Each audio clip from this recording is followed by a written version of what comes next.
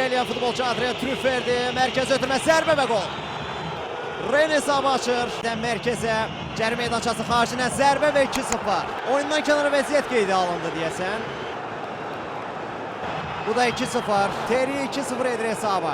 Çınardan hücuma qoşulan Benjamin Burigudu mərkəz ötürmə, zərbə və 3-0. 3-0. İrfancan Kahveci, İrfan yerdə qalır.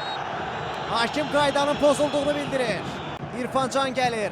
Onun qaldırdığı top, başla zərbə və gol! 3-1. 3-1. Ener Valencia. Valencia yerdə qalır, qayda pozulur.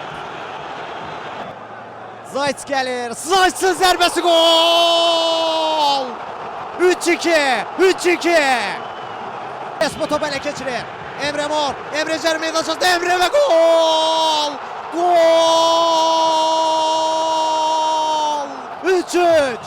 Geriliyi aradan qaldırır. Məğlubiyyətdən qaçır. Görüş 3-3 yekunlaşır.